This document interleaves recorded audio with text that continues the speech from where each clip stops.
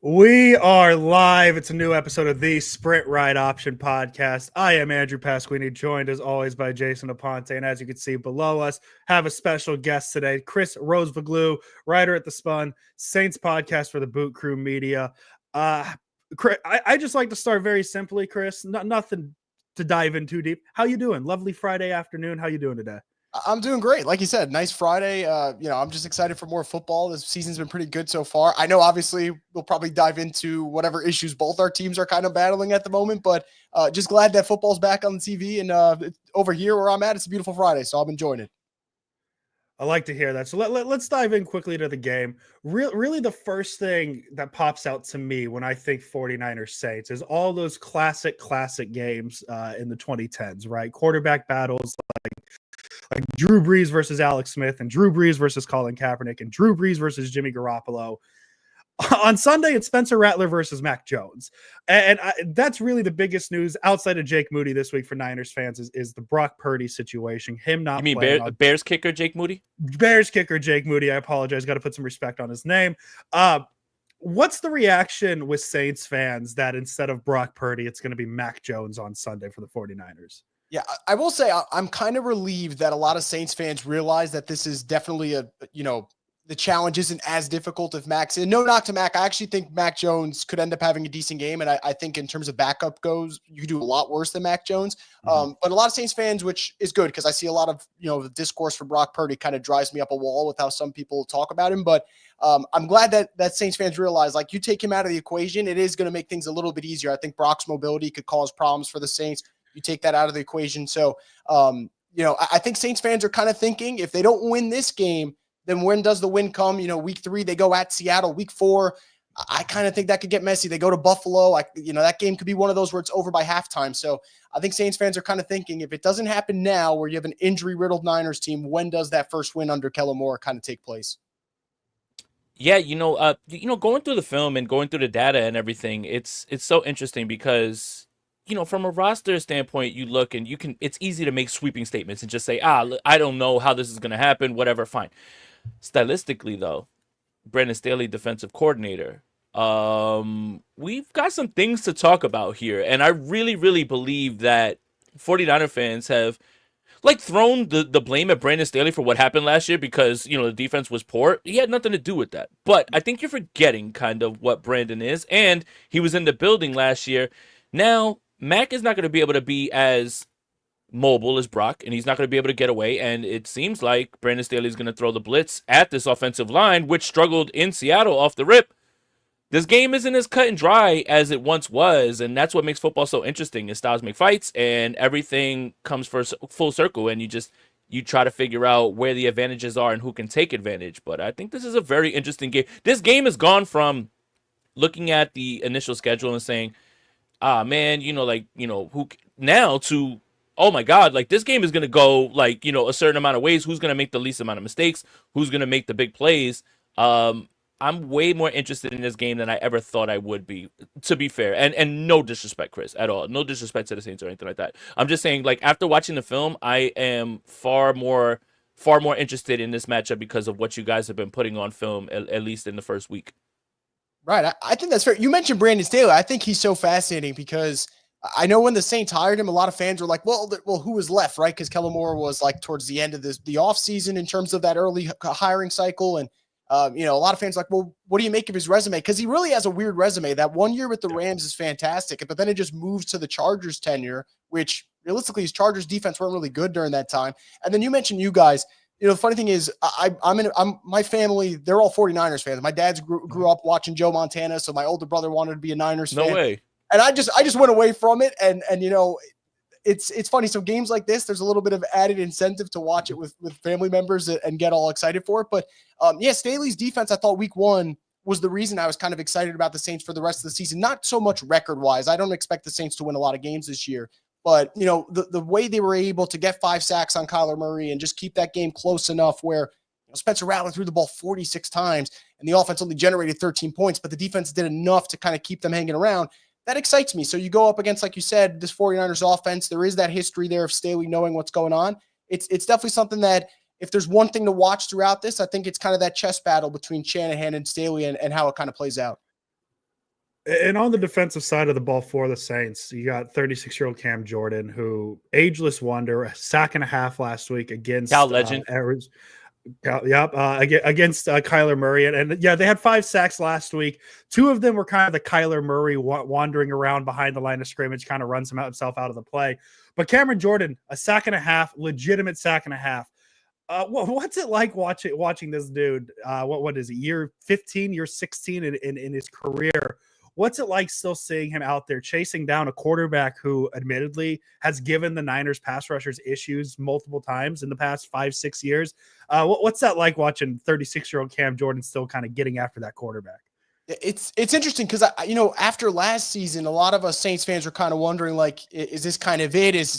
I know a lot of fans were kind of joking about it's time for him to go be a family man, but like if you go look at the film from week 1, now I agree with you. Kyler Murray definitely, out of most quarterbacks, it's probably one of the favorable ones to get your sack numbers up. But when you looked at the film for Cam, like, it was legitimate, just like actual impressive tape. There's a moment where the half sack that he got, he just kind of blows past the right tackle. And I think at this stage in his career, to still see him do that is pretty impressive. And I'd even give some credit to Demario Davis as well, who's kind of one of those older players that you're kind of wondering when the wheels will fall off, and they still haven't yet, which is, a testament to what they do in the offseason and how they keep themselves healthy.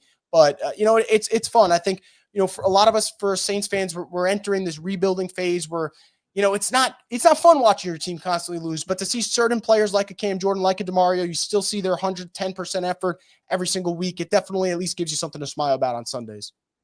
Yeah, and most of the stuff that I was watching was just based on the blitz. 35.1% of the time was the blitz rate. That's the 10th highest in the NFL in week 1. The defensive EPA is, again, defensive EPA you want minus. So minus 0.11, which was the 11th best.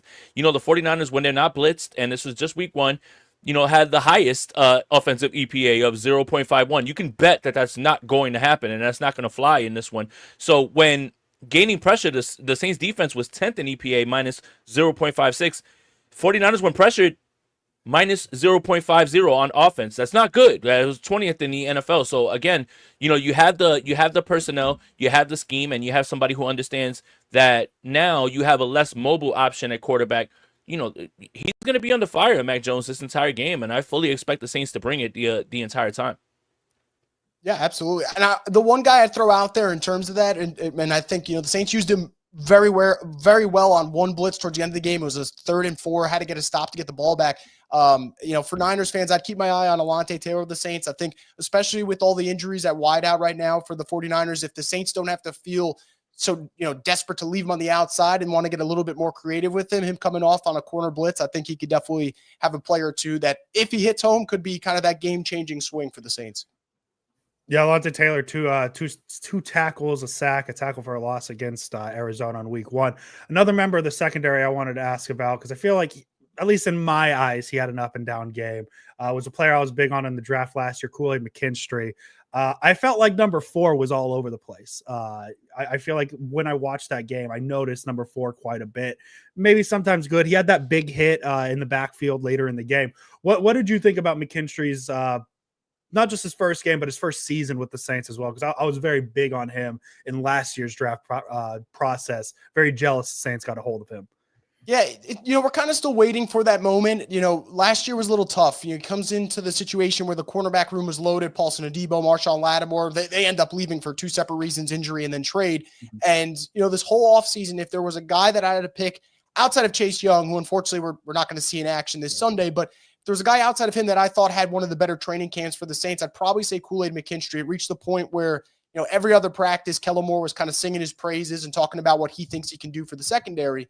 And in the final preseason game, he went up against Cortland Sutton, struggled mightily in that game. And I thought, all right, maybe it's just kind of that matchup. Maybe it's those taller receivers that it's just not, going to go in his favor. And look, week 1 against Marvin Harrison Jr., there's a lot of plays that he did lose.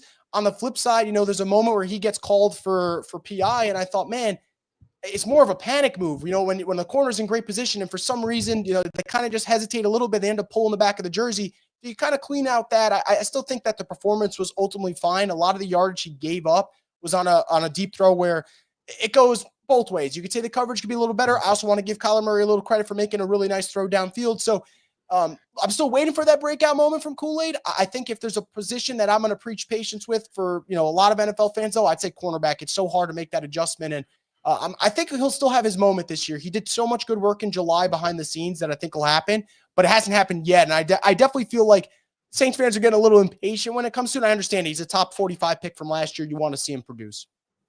Well, I mean, how much of this has to do with like coming off the injury after 1 year as well, too, and not only just being a rookie as well. Like Brandon Staley stuff, like is too high safeties. It's keeping everything in front of you, so it's more about limiting explosives in the pass game, right? Like that type of defense. So I mean, look, I was very big on him. Listen, we're a big vibes podcast. When you have somebody with that cool of a name, Yep. Kool-Aid, like you just gotta you gotta throw evaluations out the window, man. Like literally, like I don't really care what you think of the player. Like we're gonna have to bring him in. Like like I was telling Andrew earlier, if Kobe Bryant's available and Michael Jordan's available, defensive tackle, and then we're signing them for the vibes. No, but seriously, I think there should be a little bit more patience when it comes to Kool-Aid and everything as well too. And I do think that he is a very good player. You don't play at Alabama that highly, because you don't have skills. Sometimes it's really just, what's going on up here. Yeah, absolutely. And I thought he was a really instinctual player at Bama. So I do still think there's going to be a moment where he plays well. And it's weird. It's such a big kind of leap that you're expecting last year. He's hurt for a little bit. You're buried on the depth chart because there actually is a lot of, if there was one position group that was super talented for the Saints last year, it was cornerback, at least when they were fully healthy. And now this year, you're kind of expected to be the guy. So it's definitely a big jump. I still think he's going to make it at some point. I don't know what the ceiling is, though. Maybe it's not as high as I thought it was coming out of Alabama, but I still think this is more than definitely like a starting caliber corner. And I do think he'll have his moments this year. I'd say in terms of guys I'm worried about, he's probably towards the bottom of my list for players that really, really matter to this Saints success. Well, speaking about players you're worried about, across from Kool-Aid McKinstry, we're big revenge game guys here on this podcast. Oh, yeah. Unfortunately, we don't get to talk about Chase Young. Yeah. But across the way from Kool-Aid is Isaac Yiadom, a player that Niner fans don't necessarily have the nicest. Hello, old friend. A bunch of old friends in this one. But he's his second cup of coffee, dare I say, with the Saints. He was there for a year and a half. Is there any expectations from him across from Kool-Aid McKinstry going in this year? Or is it and I don't like to use the transitional cornerback, just a guy to be on the field. What were your thoughts of week one, Isaac Yiadom, and just him being back with New Orleans? Yeah, so what's funny is before he went to the Niners, he had a really nice season with the Saints. And I foolishly didn't take into consideration that some coaches, even if they're not great head coaches, they just get the best out of a certain position group. And regardless of what my thoughts are about Dennis Allen and the job he did as a head coach, he's really good at coaching DBs. I mean, we saw on Monday night, he had the pick six against JJ McCarthy. That's just like where his specialty is. He really is good at coaching that position group. And I remember when the Niners signed Yiadom, my brother was like, "What do you think about this signing?" I'm like, "He was pretty good for us. Like, I think he could be good." Every week I'm getting a text from my brother. He's like, "Dude, I'm never listening to you again. Like, this guy is not playing well." And I'm checking the games. I'm like, "Oh man, like this is rough." He was not doing this for the Saints last year. So look, I think at this point, especially with how he played in the preseason and how week one played out, I think, and it's kind of the fair thing to say, I think he's just really in there right now because at the end of the day, Saints have to kind of shore up the depth when it comes to cornerback. And I think if they could speed up the development of Quincy Riley, who they got from Louisville in the draft this year, maybe eventually he could kind of dethrone him on the depth chart. Until that moment comes, though, you're kind of playing him just to play him. I think I definitely got duped a little bit by Dennis Allen's specialty and coaching DBs, though. That's kind of where I'm at the moment. Okay. Well, you know what? And another thing, Nick Sorensen's not doing anybody any favors on defense. He's not putting anybody in a good position. So I don't know how I felt. No, I felt really good about the deal because when you look at the play and you look at how he was in coverage and me knowing the 49ers and how they just love their veterans, or like if you're a veteran, it doesn't matter. You're probably going to play over a rookie unless there's injury after injury, which, by the way, that's part of the story with the 49ers all the time. But I wouldn't necessarily throw it all on him, man. Nick Sorensen really didn't do anybody any favors in there unless you were just one of those top end elite guys that we have, like Lenore, Warner, Bosa. A lot of those guys weren't put in a good position. So yeah, I tell your brother that I would blame Nick Sorensen a little bit more than I would Isaac Yiadom. Oh, there's a ton of blame that went towards Sorensen's way last season. I can tell you guys that for sure. One final question on the defense, and this is really more of a Niners offense has every issue known to man question. But you go in, week one or before the season starts, you see the Niners on the schedule, and you kind of picture all those offensive weapons. And I kind of asked this with Brock Purdy being out. But it's not just Brock Purdy who's out. Let's be honest, right? It's George Kittle's out, so it's going to be a combination of Jake Tongas, Luke Farrell, and Braden Willis who got called up. The receiver situation, we don't really know if Juwan Jennings is playing. So instead of Brandon Ayuk and Juwan Jennings, it's going to be Ricky Pearsall and Kendrick Bourne, like whoever it may be. Do you think this defense? I mean, the answer is obviously yes. The defense should be good enough to kind of handle this whatever mishmash of 49ers offense it is. But after the poor performance against the Cardinals last week and how they kind of held Kyler Murray, is there more confidence kind of leaking in that like, oh, this might be a winnable situation, at least for the defense against the Niners offense? I would say so. And a lot of that confidence is part in I think they played well week one or well enough given the circumstance. But the other thing is too, and it sucks to say because he's one of my favorite players to watch in the league, like, you can't underestimate how big of the loss of George Kittle will be, especially for this particular game, because if there's one thing the Saints really struggle at, and it doesn't matter who's running the defense, this goes back to Dennis Allen, and this was at least week one with Brandon Staley, they're really, when it comes to covering tight ends, it is rough. And that first half against Trey McBride in the Cardinals game was as brutal as it gets. And I feel at least the last couple of seasons, the way Kittle's played, it feels like he just gets better with age. I don't know if it's a usage thing. I'm not entirely sure what it comes down to and what the Niners are doing there, but he's just such an explosive player, and taking him out of the equation. All right, there's one of the big area of weaknesses for the Saints that maybe isn't going to get exploited as much. So, look, I thought this defense would be able to hold their own for the most part anyway, given the situation, because no Ayuk regardless. Obviously, Juwan's been banged up, but then to factor in no Brock Purdy and no George Kittle, it definitely it takes the confidence up. And if it doesn't, then, that'd be a bigger concern for the season and who they'll face as they go down the schedule. So I think the confidence level was pretty good. And those two injuries really just kind of take it to another level, I'd say.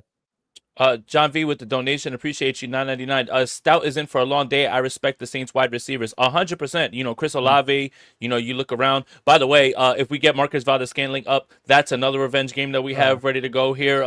So we're tying everything in together. But shout out to everybody in here. I wanted to let you know, for channel members, I did put down a film breakdown of Robert Saleh and all the coverages that he did, because the NFL just demonetizes all my film breakdowns. So I'm just like, you know what? I might as well give it to the channel members. If you're interested in checking that out and what they were able to do and how Upton Stout progressed through that game, you can check that out. But you have to become a channel member, join the Spicy Squad. But yeah, look, you have to respect Kellen Moore, the play calling. I thought that's what I kind of walked away from when I watched the film a little bit more. Well, I was like, man, you can look through this, and if Juwan Johnson makes this catch, and the field goal goes through, like, things are completely different in this game, and that, I think, what it speaks to is a few things. Is week one is very weird and wonky, right? Like, those are the games that everybody jumps up, but the margins are super thin. They're razor thin, in fact, in the NFL. And when you don't make a play, when you don't have this, things can completely change, man. You know what? I think we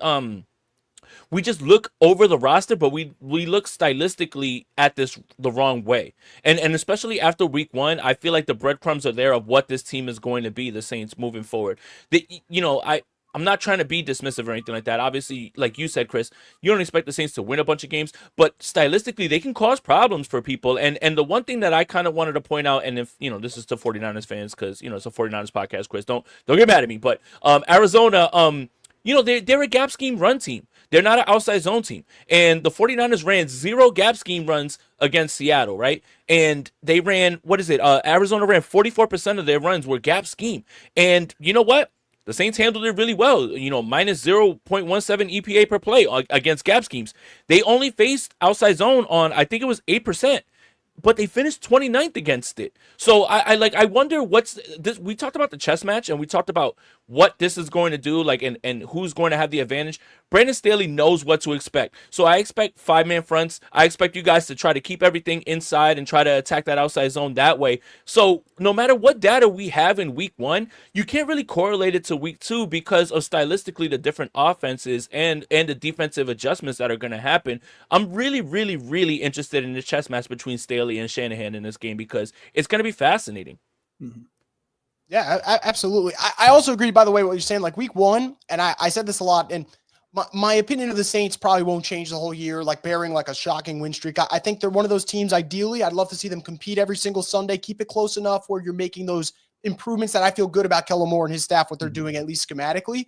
But, that's why you go into the beginning of the season, and I don't really look at all the point spreads and stuff like that because you don't really know what to expect early on. But to your point, I am expecting a totally different game in terms of what is going to be called, even on both sides. I'd say for Kellen Moore, too, especially, I thought there's a little bit of dink and dunk, and as much as I like what he did offensively, I think they went away from the run game a little early. I know they haven't had success running the football against the Niners historically over the last 3 years. I think Alvin Kamara's numbers have been like abysmal against the Niners the last couple of times around. But I'd like to see him keep that going because 46 times throwing with Rattler is not a recipe for success either. So I'm expecting a totally different game, but also at the same time, to your point, you talk about the margins being razor thin. I'd be surprised if it's not going to be close by the time we get into that fourth quarter, though. You just kind of mentioned it, and that was one of my two big questions about the Saints offense. 46 passes, the 22 rushes with Spencer Rattler at your quarterback doesn't feel like a key to success, in my opinion, at least. Do you see that dropping this week, or is it possible that Kellen Moore, because he does come from Dallas. Dallas throws the ball a lot too. I don't want to ask 40 passes against Spencer Rattler. What do you think? But do you think that could be a specific for Arizona idea, or is that maybe something they're trying to do? Because like you look at this receiving group, and it's not like the names are going to pop out to you, but like it's a solid group. Juwan Johnson is a solid tight end. Chris Olave has a reputation around the league for being solid when he's healthy. I was really impressed with Rashid Shaheed. Didn't do a ton, but like his speed is a little game breaking. Do you think it's going to be a pass heavy team for the whole season, or do you think this was a week one aberration? I think it was just kind of a week one. The gameplay later in the second half, they're down 10 for the most part, and you're kind of just trying to throw your way back into it a little bit. But I think I also want to give Arizona credit. The one thing I love that they did is, and they talked about it going into the game, they were like, man, we're not going to give you those deep throws. You mentioned Rashid Shaheed and how electric he was last year, or even the last two seasons with his game-breaking speed. They weren't going to give that up. So they kind of just said, hey, take what your defense is going to give you, death by 1,000 cuts. The Saints did that for a decent part of the second half. Look, I would say there's no way this is going to be the script. And the reason I say that is end of the first half, Saints have a chance to just call timeout and get the ball back and maybe go on a little bit of a 2-minute drive, a little bit less than 2 minutes, and see if they could kind of cut into the deficit against Arizona. And Kellen Moore, you could call this his first game as a head coach type mistake or whatever it is, but he decides to let the clock just kind of run, has all the 3 timeouts with about 23, 24 seconds left. They run it once with Alvin and then just go into the half. And he said, well, the reason I didn't want to burn my timeouts is, Arizona had theirs too. And if we go 3 and out, they could get the ball back. And my thought is, well, that's not exactly instilling a lot of confidence in your quarterback. Your defense, you do that and then you throw the ball 46 times, doesn't really go hand in hand. So I really think it's just the way the game kind of played out, and maybe Kellen in that first game kind of calling plays for regular season. Maybe things just didn't go the way he expected. So I'd imagine it'd be different, especially because they ran the football well in the first half. It's not like they weren't having success. Mm-hmm. Chris, I want to ask you real quick. Your 11 personnel usage, 72.6%. That was the I believe, if I'm not, the 7th highest in the NFL. Is that just the base offensive game plan, or do you think that that's just indicative of who they were facing in Arizona? I kind of think that's going to be the base for them this year. At least that's what it sounded like a lot in July when Kellen Moore was being asked about the offense. Like, I think that it could always change. I think the Saints are going to have to see how the first couple of weeks play out. But Kellen Moore kind of stressed that would be what his emphasis would be going through. So I guess TBD, but I'd be shocked if it changes anytime soon. I think that's kind of how the Saints are going to want to roll this out. One more thing, too. Your run game is way more gap scheme than it is, outside zone, I would say, especially, with Kamara and Kendrick Miller. You guys, what is it, 36.4%, 5th highest in the league. The 49ers had the 6th highest EPA against gap, but that was just week one. Do you feel like that is something that you're a little concerned about, or do you feel like, Kellen Moore maybe has a little bit more up his sleeve just in case that stylistically he feels like that's not going to be a match? Look, I would say this. I think that, I went back to look at week one and how the Saints run game went. I think a lot of the calls were there. What scares me is the Saints right now are playing Fuaga with a knee injury. And look, if he doesn't play Sunday, you're at a deficit right there because your backup is not going to be able to play at his level, but he's not playing at the level that he's capable of right now. And, I did a little bit of a film breakdown on this past Tuesday or Wednesday, and there were about 2 to 3 straight plays on a drive where I thought the Saints had something really nice there. There was even they did a quarterback counter with their left tackle and left guard pulling to the right. And Fuaga just completely whiffs on a double team block with Juwan Johnson. And what should have been maybe a 20, 30-yard gain turns into a 2-yard gain. And I'm like, well, that's not great. And 2 plays later, you had something else as well with Alvin running to the right side. So I would like to say that maybe he'll have a little bit of an answer. Maybe he'll run a little bit more to the left than you will to the right because of the way Fuaga's playing. But I don't know. I'm sure Salah's smart enough to figure that out. So I think right now it might just be a talent deficit / injury issue with the offensive line. Penning's already down. Fuaga's hurt right now. So I don't know. Maybe the answers aren't there until you get fully healthy. But, I went back and looked, and I liked what Kellen was dialing up. But it's tough to do when you have the right side of the line that's kind of a little bit less than reliable right now, I'd say. You mentioned the end of the first half as maybe a growing pain a little bit for Kellen Moore, the way he handled that situation. Something that jumped out to me from week 1 is New Orleans was called for 13 penalties, which was tied with Tennessee for the most. But what really stood out is, by my count, like 5 or 6 were like procedural offensive pre-snap penalties, illegal formations, false start. I think they got called for an illegal formation on a field goal attempt as well, which I've never really seen that happen. Is that something that can get fixed within a week span, or is that just going to have to be something you deal with for the next couple of weeks while Kellen Moore gets settled in as an NFL head coach?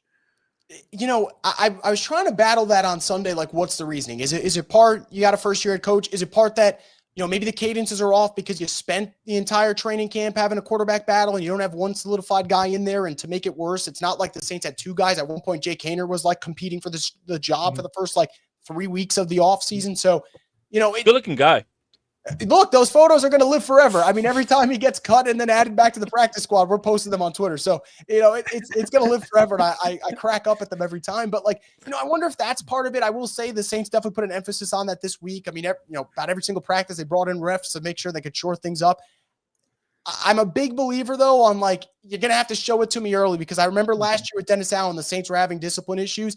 And every week he would tell everyone, oh, we're going to clean it up. And it wasn't getting cleaned up the next week. And eventually you end up getting fired. So, I definitely practice a little bit of patience right now, but 13 penalties is an awful lot. It's really hard to win a game like that. And I know the Niners had a lot of penalty issues on Sunday, but you see that number, you see 13, and it's very glaring. So I'd like to think over the next couple of weeks it will get short up, but a lot of pre-snap stuff like that has to get cut out immediately. Yeah. Chris, thank you for saying pre-snap. Last year with Kubiak, you guys were pre-snap motion destroying people, and that's something that I necessarily was like, oh, I don't like this going to Seattle because Darnold and Jackson Smith and Jigba. Obviously, week 1 isn't the way to make sweeping statements, but Arizona didn't really throw much at you guys when it came to motion in this game. I think it was, my God, they were close to the bottom in terms of motion. Only one team ran more pre-snap motion than the 49ers. Do you fear that a little bit, just based on the way that the small number of times that you saw motion, it felt like Arizona was able to gain an advantage? I mean, I definitely fear about that. I also think I go back and look, and I could be wrong. I definitely feel like Arizona weirdly took their foot off the gas at one point. They went up 10, and it just didn't seem like the offense was having as much intent as they did early in the game. But no, that definitely concerns me.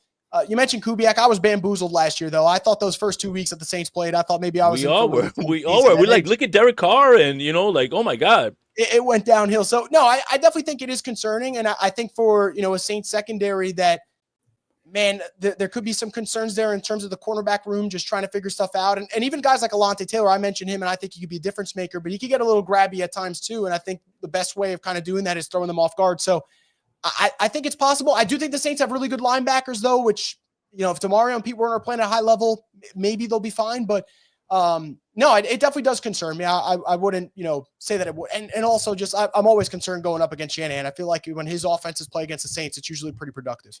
Chris, thank you for saying nice things about Kyle Shanahan, because 49er fans, some of them, not all of them, some of them, have a lot of bad things to say about Kyle Shanahan. And it seems like anytime that we have any other team, person, content creator, anything like that, they always have high praise for Kyle Shanahan. So I'm really appreciative of that, because I just want them to know that things can get worse, and people envy having Kyle Shanahan as their head coach.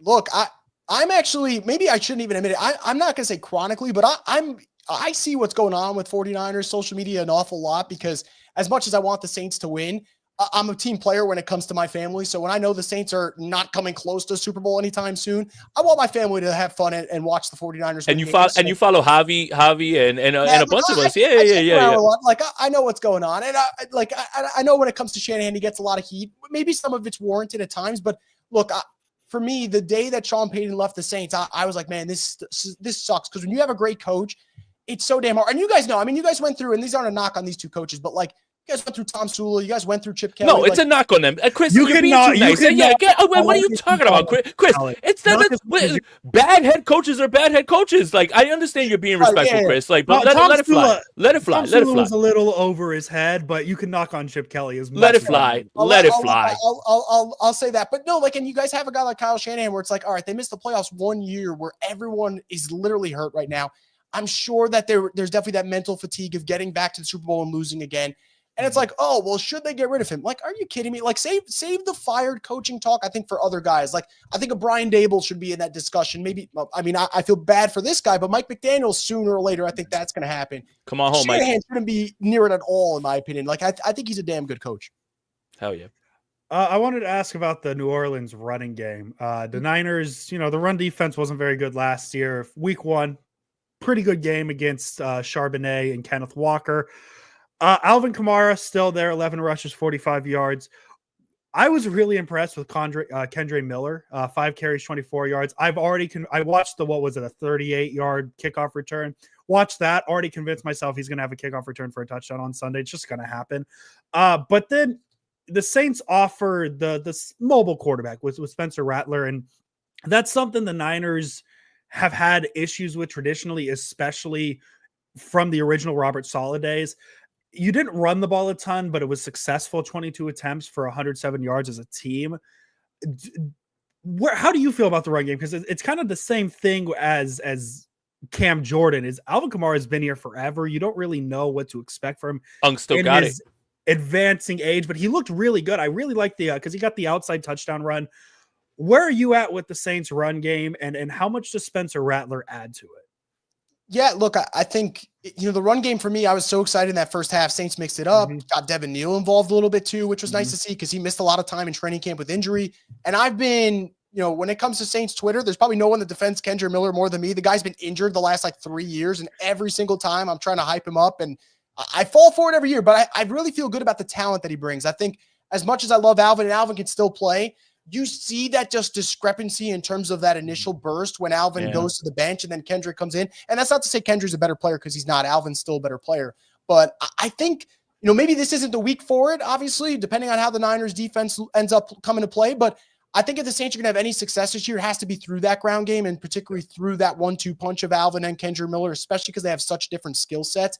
And, that's kind of, to me, the what gets me the most excited about this offense. So I hope even if they're having a little bit of a slow start the run game, I hope they don't ditch it. I think they abandoned a little bit too soon last Sunday. And as for Spencer, I think he's got that mobility that's good enough to add that element. I think he's not ready to start right now, which is why he's on the bench. But I think when the Saints inevitably go to Tyler Shuck, that's where I'm going to be more interested to see the run game, because he's got 4.64, 40-yard dash speed. So maybe that's a little bit different, where Spencer's still, his mobility is more than respectable. Yes. But I wonder if he can hit that high gear and really give the Saints kind of that home run type play, where we actually saw on the preseason finale on a read option where, Tyler Shuck gets into the end zone. So, it's good enough right now. I think it could take it up a level when they end up putting Shuck in. But I'm definitely excited about the run game for sure. Can I ask you a question real quick? Just because you guys had the 11th highest EPA against single high, and the 49ers ran single high 66.7% of the time. That was the highest EPA too, minus 0.84. And you guys attacked the middle of the field, the 7th highest, 27.3. This is, again, just week 1. We're just, obviously, talking about all that. Do you feel like that is the strength of this? And I wanted to look at pass depth as well too. It seemed like you guys were better in the intermediate. Is that just indicative of, you feel like, Kellen Moore, or just maybe more of Spencer Rattler's game? I definitely think it's a Rattler thing. I've kind of noticed it from last year too. I think the one thing I wish Spencer would do a little bit more is, when you go back and look, I think he leaves some yards on the table. I don't know if it's not trusting his eyes or maybe not sure if he's going to make the throw, which I think he definitely has the arm capable of making certain throws, especially in that 10 to 15-yard range, even if it's going to be in a tight window. But I think part of it is that I definitely think the Saints are doing a really good job of trying to get Juwan Johnson a bigger role this year in the passing game, which is why he felt like he should come back. And look, he also got a very nice contract sent to him, but the Saints are definitely putting an emphasis on that. But I definitely think it's a Spencer Rattler thing. And I think specifically for week 1, I will say Arizona kind of made it seem like anyone but Shaheed will be able to beat them in week 1. And I don't know if that'll be the case for the Niners game. We'll kind of see how it unfolds. But I definitely think Spencer's more willing to kind of get the ball out quick and get to the next down as opposed to maybe letting the play kind of materialize a little bit more. Chris, can I ask you real quick? How old is Juwan Johnson? I'm losing track of this man's age. Let me pull it up. I mean, he's been because I saw that mustache and it looks like he's 37 just off the rip. And I know he's 28. There's no way he's 28. And anybody who's seen him with that mustache, it looks like, he's in Lethal Weapon. Like come on, man. Like you got to get rid of that mustache, dude. I'll tell you, Juwan Johnson, you guys will probably see it this Sunday if he ends up dropping a pass. He had one of the better games for his career on Sunday, and obviously that drop pass was brutal. Yeah. I went to compliment one thing and said he had a good game, and I got absolutely just destroyed during a live stream. About Saints fans have no patience for this man, and I think it's part due because I think his wife's a very popular TikToker, and we live in the same yeah, she is. Stuff, but he is not loved in the Who Dat Nation. I'll tell you that much. And I don't think the mustache is going to do him any favors. Definitely seen some people say they want to rip it off if he has another drop. So what's crazy is I've been to New Orleans multiple times. It's one of my favorite cities. It's a top 2 city for me to visit, and it's nothing but easygoing, nice people. Saints fans are as crazy as 49ers fans at times. You go to New Orleans and the music's great, the food's great, the vibes are excellent. Yeah. They don't play when it comes to the Saints. Man, the stuff that I was hearing about Dennis Allen last year coming out of the fans' mouth, I'm like, yo, this is insane. I don't like the guy either. Like when it comes to this team, there's zero patience for things, and I get it. And honestly, it kind of makes sense. I think when you look at New Orleans, particularly, there's no baseball to worry about. Basketball Pelicans haven't been good in God knows how long. So there is definitely that heightened urgency when it comes to their Saints. Nice. So still waiting on Zion to get good. But Jason, my last question has nothing to do with the game on Sunday. So if you have a game related question, go ahead, fire it off before I get my pointless question out of the way. Yeah, for sure. You know what, Chris? This is a 49ers podcast. Clearly, I think everybody's been very clear on what we expect for the 49ers during the season. Chris, what is it like, right now, understanding that things are in a transition period, new head coach, you're trying to figure out the quarterback position. Like, just take me into the mindset of where you guys are right now and what sort of thought process you have with moving forward. And again, it's week 2, obviously, but at the same time, this is a long-term plan. Like, talk me through that. Yeah, look, I think, there's pros and cons to it. I think the pros is you're kind of looking for those minor wins, right? So, week 1, I thought Kelvin Banks looked really good for the Saints. It's like, all right, maybe you have your left tackle of the future. You kind of chalk that up as a win, and you kind of see if younger players are taking that next step. I thought Kendra Miller looked good week 1. That kind of chalks up as a W in my book. Like, you want to see development. You want to make sure they're staying competitive, which they did. I mean, they had a chance to potentially tie it, although if I were the Saints, I probably would have gone for a game-winning 2-point conversion if Juwan doesn't drop that pass. But, look, you want to see them be competitive. You want to see them stay games. I think what makes this difficult right now, though, and I've been an adamant believer in this thought for the last couple of weeks or maybe months now. What makes this part confusing about the Saints rebuild, though, is when are they going to go to Tyler Shuck eventually? Yeah. And this isn't for me to say that I think Tyler Shuck's going to be good. Frankly, I don't know what he's going to end up being. You just want to see. I have concerns about him, but he's an older rookie. Like, he's going to be 27 later this month, and I think for a Saints team that clearly is rebuilding, and you have on paper a talented quarterback class next year. At some point, I want to see this guy play at least 12, 13 games and get an idea, is he good enough, or do you feel like he has the tools to build around? Because you might be in that position next year where you could take another quarterback, and maybe you need to have, your Josh Rosen to your Kyler Murray or your Davis Mills to your CJ Stroud type of situation. Yeah. So that to me is the only holdup. But I definitely think, there's a lot of patience. You got to be okay with taking the L's as a fan, which is obviously not the most fun thing in the world to do. But it's the minor things. Like even this weekend, Julian Blackmon's injured right now. He's not going to play for the Saints. That part stinks, but I'm a very big fan of Jonas Sanker, the rookie safety they took out of Virginia. I want to see how this kid plays on Sunday against a Kyle Shanahan offense. Is a really big test for him. Mm-hmm. And you kind of see how your guys kind of go from there. So You got to have a patient approach. I definitely want to see them make that quarterback change at some point, only because I don't believe Spencer Rattler is going to end up being the guy of the future. I think he could be a very good career backup, and he's showing it, but he might be more of that Sam Howell type quarterback as opposed to a franchise one. So we'll see how that goes. That's the only thing that's given me a little bit of a hold up. For the rest of it, though, I've been cautiously optimistic. Like, I think this is probably like a 3 or 4 win team, but I like to see them compete in games. Arch Manning on the way? Well, I've heard some things. I will say this. I think if he were to go to the draft, I think the Saints have made it very clear they would like to take him. And look, I think it's a little odd that even earlier in his career, he was sitting on draft meetings with them. That came out in an ESPN story. Very bizarre. I don't even know how that's honestly allowed, but there's a lot of lore back there. So I definitely think it's possible. I think if he thinks there's a chance that Cleveland has the number 1 pick, he's just going to be like, you know what? I think I'm going back to college. Right. I couldn't agree more with that. 100%. 40 minutes here. We're going to get to predictions here in a second. My final question, nothing to do with Sunday. I'm a big Florida State fan. How cool is it to have Jameis Winston as your starting quarterback for 10 games? It is a ride.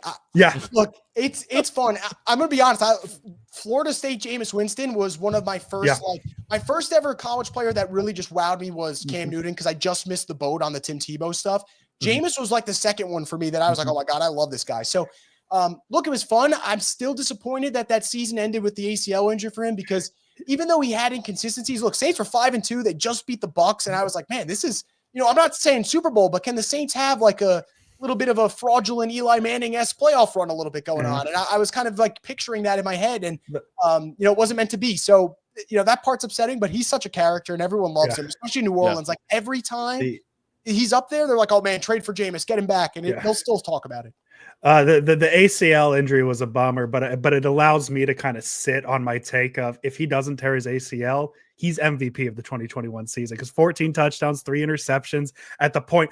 I don't have it officially in front of me, but he has to have the highest passer rating for any Saints quarterback in postseason history. He's got that perfect 158.3. Is he 1 for 1 with a 56-yard touchdown? Yeah, absolutely. But the numbers don't lie. But no, I love Jameis Winston. That 2020. I mean, even with the torn ACL, like, you get the ultimate Jameis moment, because after the game he tears his ACL, they win that game, and he's on the crutches, like dancing with the team. That is one of my favorite videos of all time.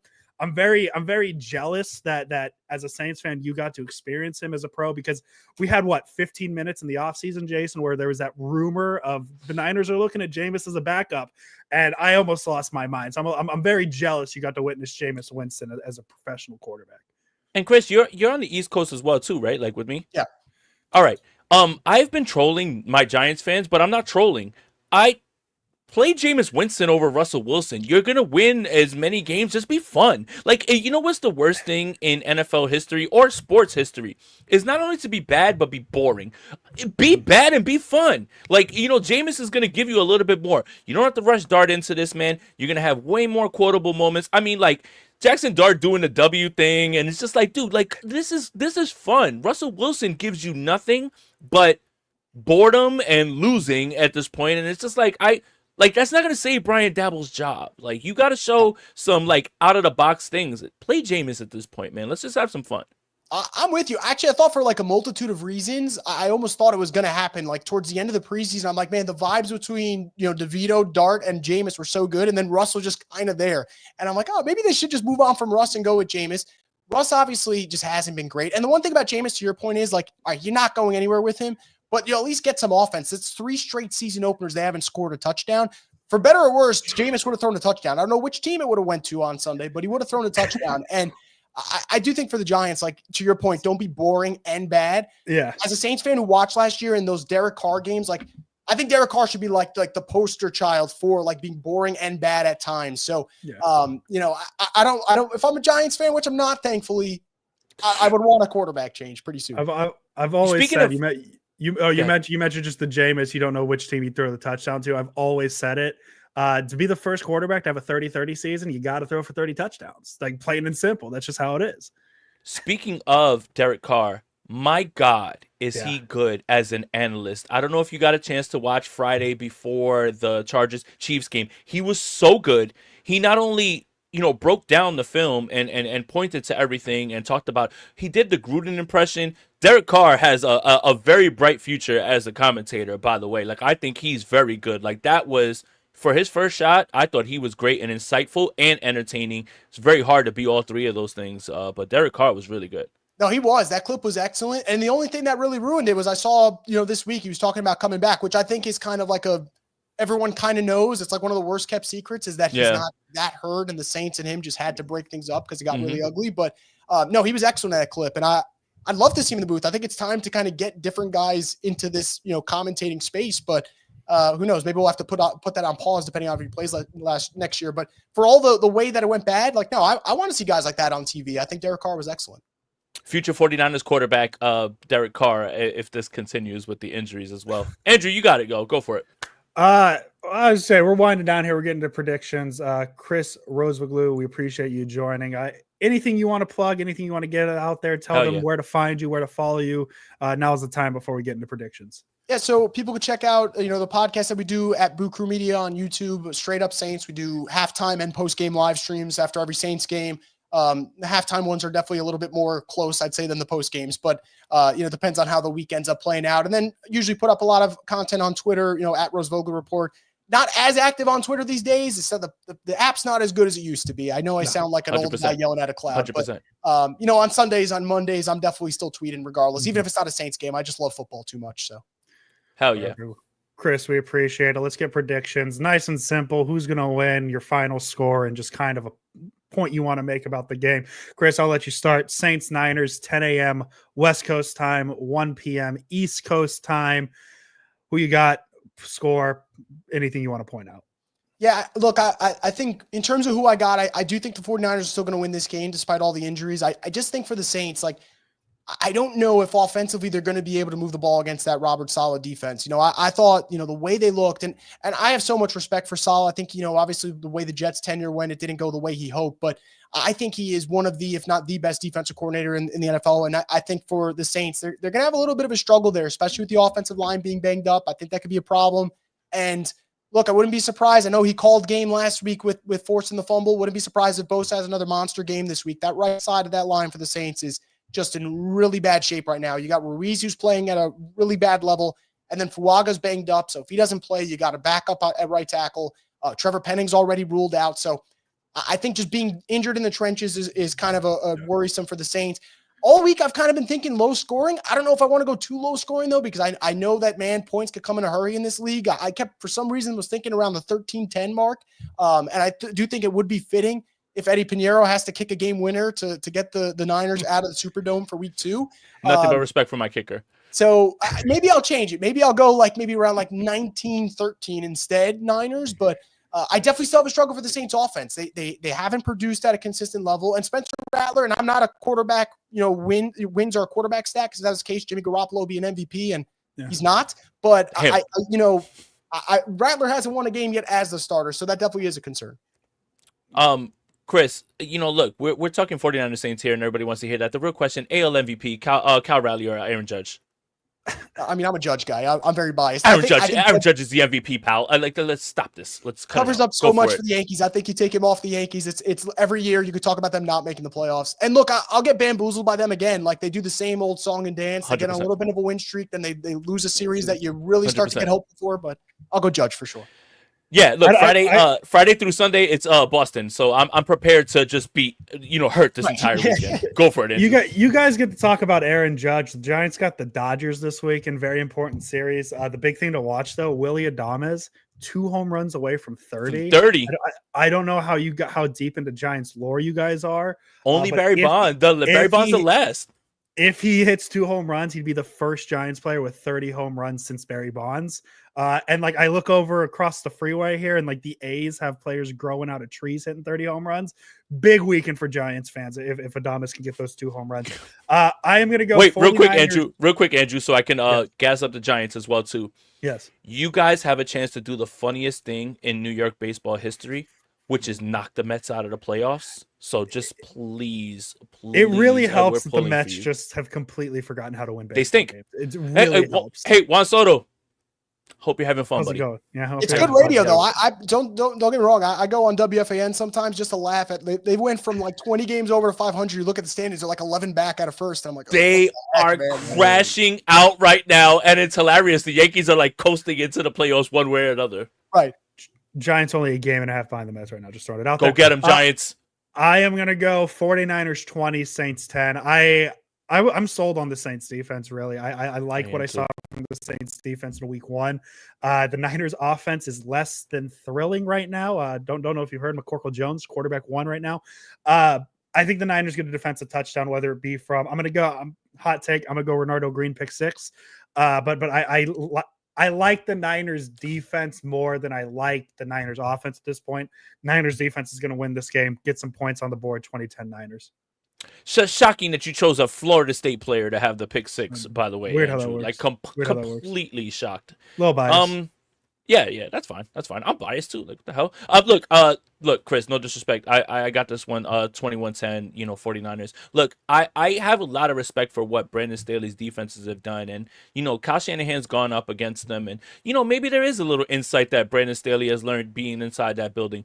Overall, the overall philosophy is 2 high safeties. Make sure you keep everything in front of you. Limit the explosive plays. But the fact is, right now, the Saints have allowed the most percentage of explosive plays, 4.5%, which is kind of shocking when you think about, the way that the defensive philosophy is keep everything in front of you, don't let anything over your head, and the way that Arizona's offense was just kind of blah, like honestly in week 1. So, again, no disrespect, and I'm not being a jerk or anything like that, but I just think too much of this 49ers team, if the 49ers can't find a way to get this one done with Kyle Shanahan, then we have to have a bigger discussion. It's not going to be because Mac Jones is out. If Juwan Jennings is out there, Ricky Pearsall is out there, and as long as you have Christian McCaffrey who can handle 31 touches, my God, man, please limit that, a little bit. I still think the 49ers have a chance to win, but, I have a lot of respect, and I really have changed my perspective on what the Saints are, as opposed to what I looked, early on in the season, and I just looked up and down the roster to what I saw on the field, because let's just face it, and I'm going to quote the great Rich Madrid,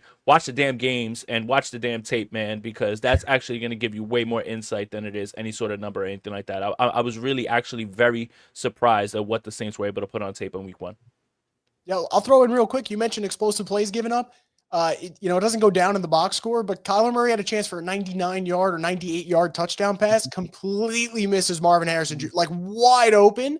And look, that could tip the scale too. So I still think the Niners will have their opportunities, even with the injuries offensively. Yeah, Mac will miss that one. Don't trip. He probably will. Well, Sunday, 10 a.m. West Coast, 1 p.m. East Coast. The highly touted quarterback matchup: Mac Jones versus Spencer Rattler, 49ers Saints. Can I ask a question just to be a jerk? Go ahead. Like I see a lot of 49ers fans that are traveling to New Orleans. I'm very jealous because, again, I am not even joking. Like, New Orleans is one of my favorite places to visit. I've been to, a bunch of places in America. New Orleans is just a beautiful place, not only for the food, just the vibes. I love jazz music, everything about it, even the spooky season shit, like, doing the ghost tours and everything and walking around, like, near the American Horror Story mansion and all that stuff. But to know that you spent all this money and now Mac Jones is going to start against Spencer Rattler when you thought you were going to see Brock Purdy, it's got to be a bummer. The NFL owes some of those 49ers fans and Saints fans some money, honestly, at this point.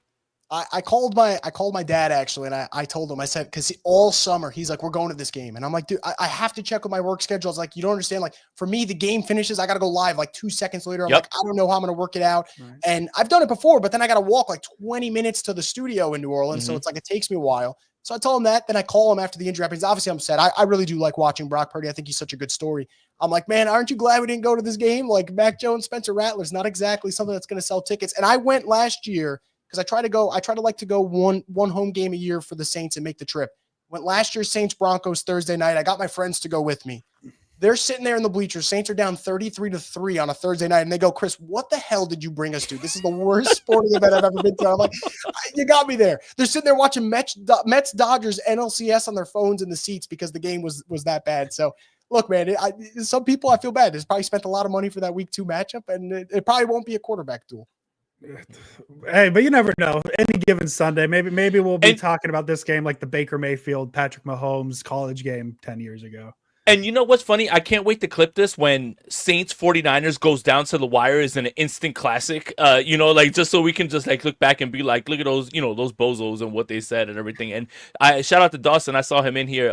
He's a big LSU guy and he's living close or whatever. And he was like, listen, I was gonna go. He goes, but the tickets were far too much for Mac Jones against Spencer Rattler. And he lives close. He doesn't even have to worry about travel. He thought that was too much. So yeah, again, NFL, y'all are tripping, man. You got to give there has to be some sort of reassurance. Like if I buy the tickets when the schedule comes out and when they come out, and I believe that this team is going to face this team and this guy is going to be against this guy, and that changes, you owe me a little bit of money, man. Like just a little bit. Like I don't want the full refund, but you owe us like 15% and just give it back.